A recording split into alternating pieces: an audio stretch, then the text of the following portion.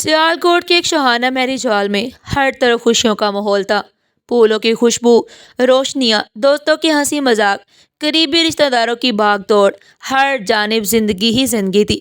مہمان کہیں بریانی اور قورمے کا مزہ لے رہے تھے، کہیں بچے غورباروں کے ساتھ کھیل رہے تھے، کہیں خواتین دلہا دلہن کی تعریفوں میں مگن تھی۔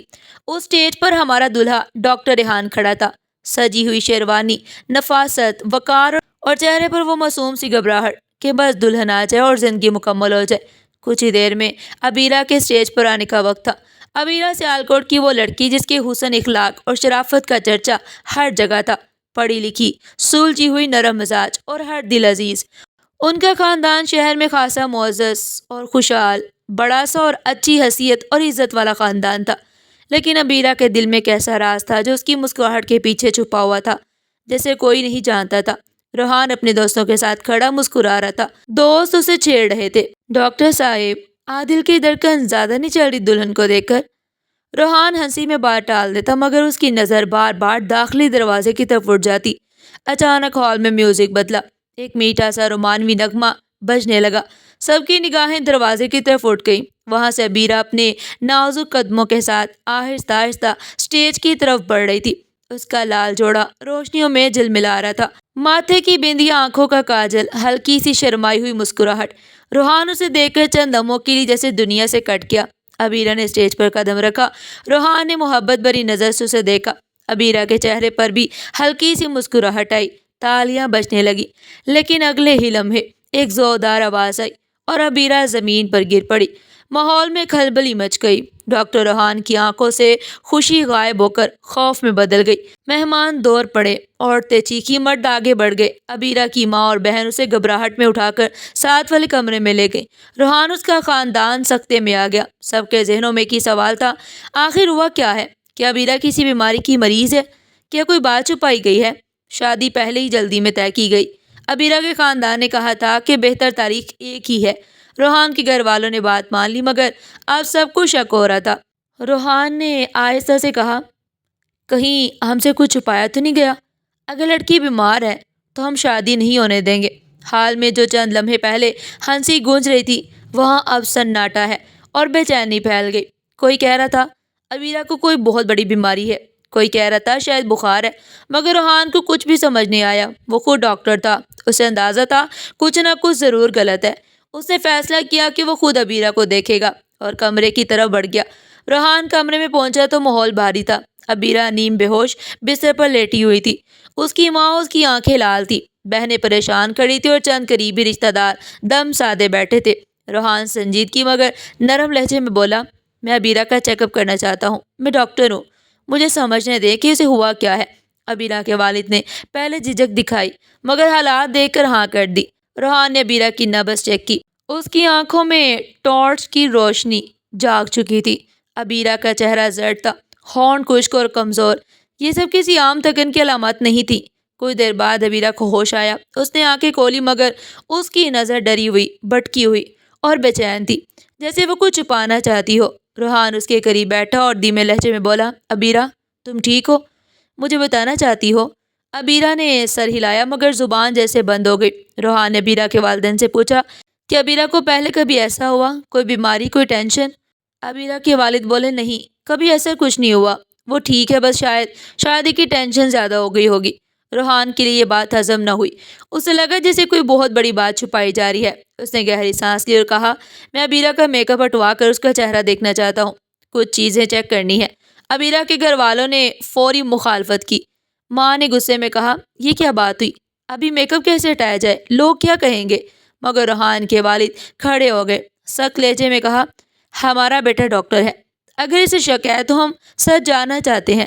اگر کوئی بات چھپائی گئی ہے تو یہ شادی آگے نہیں بڑھے گی۔ اس دھمکی کے بعد ابیرہ کے گھر والے مجبوراً مان گئے۔ ایک بڑی عمر کی خاتون نے ابیرہ کا میک اپ صاف کیا۔ جیسے ہی میک اپ ہٹایا گیا، ابیرہ کا اصل چہرہ سامنے آ گیا۔ آنکھوں کے نیچے گہرے ہلکے، چہرہ پیلا، ہونٹ خشک، ایک ایسی لڑکی جس نے کئی راتیں روتے ہوئے گزاری ہوں۔ روحان نے فوراً سب سمجھ لیا۔ یہ کمزوری کسی بیماری کی وجہ سے نہیں بلکہ ذہنی ٹوٹ پھوٹ کی وجہ سے تھی۔ اس نے سختی سے پوچھا، ابیرہ کو اتنی کمزوری کیوں ہے؟ وہ کھانا کیوں نہیں کھا رہی؟ کیا کوئی ٹینشن ہے؟ آپ لوگ اسے کچھ چھپا رہے ہیں؟ ابیرہ کے والد نے پھر وہی بات دہرائی، بیٹا کچھ نہیں، بس تھکن زیادہ ہو گئی ہے۔ روحان کا صبر جواب دے چکا تھا۔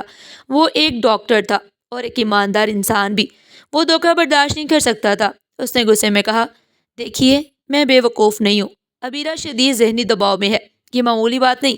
اگر آپ لوگ سچ نہیں بتائیں گے تو میں ابھی یہ شادی روک دوں گا، اور اگر ضرورت پڑی تو پولیس کو بھی بلا سکتا ہوں۔ کمرے میں سناٹا چھا گیا۔ ابیرہ کی ماں آنکھوں میں آنسو لیے کھڑی تھی۔ ابیرہ بیچاری ادھر ادھر دیکھنے لگی۔ کچھ لمحے کی خاموشی کے بعد ابیرہ کے والد نے سر جھکا کر کہا، ٹھیک ہے، ہم آپ کو سب بتاتے ہیں۔ دروازہ بند کر دیا گیا۔ غیر ضروری لوگ باہر نکال دیے گئے، اور پھر ابیرہ کی زندگی کا وہ راز کھلا جو کسی نے کبھی سوچا بھی نہیں تھا۔ ابیرہ کسی زمانے میں ایک لڑکے سے سچی محبت کرتی تھی۔ اس کا نام حامد تھا، ایک سادہ سا شریف محنتی لڑکا۔ اس کا خاندان متوسطہ، باپ سرکاری نوکری کرتا تھا، سب حلال کماتے تھے، عزت سے جیتے تھے۔ ابیرہ اور حامد کی دوستی ایک دن محبت میں بدل گئی۔ کالج میں چائے کی چسکیاں، لائبریری میں چپکے سے باتیں، ایک دوسرے کے لیے لکھے گئے پیار بھرے پیغامات۔ ان کا تعلق خالص اور سچا تھا، مگر یہ راز زیادہ دیر چھپا نہ رہا۔ ایک دن ابیرہ کے والد کو پڑوس سے خبر ملی کہ ابیرہ کو حامد کے ساتھ دیکھا گیا ہے۔ بس یہی سننا تھا کہ گھر میں جیسے کہ حرام مچ گیا۔ ابیرہ جیسے ہی گھر پہنچی وہ غصے میں چلائے، یہ کیا چل رہا ہے تمہارا؟ خاندان کی عزت کا خیال ہے یا نہیں؟ کل کو یہ بات پھیل گئی تو ہمارا سر کیسے اٹھے گا؟ ابیرہ نے ہمت کر کے کہا، ابو، حامد بہت اچھا انسان ہے، ہم دونوں ایک دوسرے کو پسند کرتے ہیں اور میں اسے نکاح کرنا چاہتی ہوں۔ یہ سنتے ہی پورے گھر میں آگ لگ گئی۔ بھائی نے دھمکی دی، ماں نے تھپڑ مارا، اسے کمرے میں بند کر دیا گیا، فون چھین لیا گیا اور کالج جانا بند ہو گیا۔ ابیرہ کی دنیا اندھیرے میں دھکیل دی گئی۔ جب یہ سب جان کر حامد ابیرہ سے ملنے آیا تو ابیرہ کے بھائی نے اسے مارا اور کہا، اگر دوبارہ یہاں آیا تو انجام بہت برا ہوگا۔ حامد بے بس ہو کر واپس لوٹ گیا۔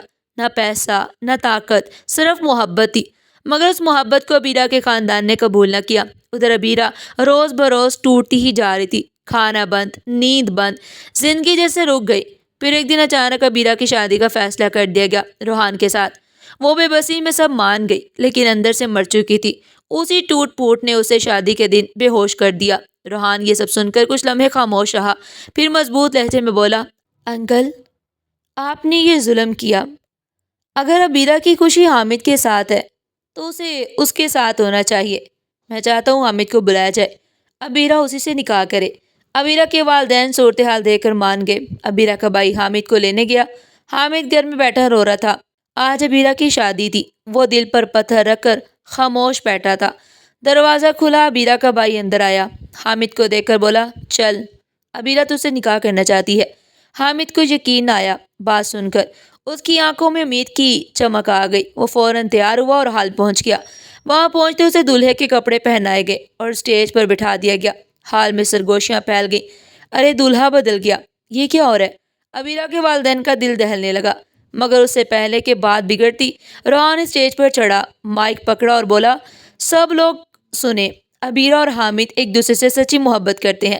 میں نہیں چاہتا کہ دو دل زبردستی ٹوٹ جائیں، اس لیے آج ابیرہ کا نکاح حامد سے ہوگا۔ کچھ لمحے کا سناٹا، پھر تالیاں بجی۔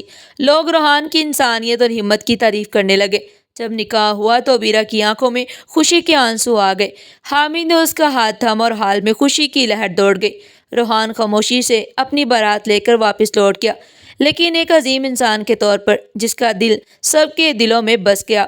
آج ابیرہ اور حامد خوشحال زندگی گزارے ہیں۔ ان کی ایک بیٹی ہے جس کا نام انہوں نے رباب رکھا ہے۔ دونوں خاندان اب آپس میں جڑے ہوئے ہیں، اور روحان، وہ اب بھی لوگوں کے دلوں میں محبت کی مثال ہے، قربانی کی روشن مثال بنا ہوا ہے۔ ناظرین، آپ کو ہماری آج کی کہانی کیسی لگی؟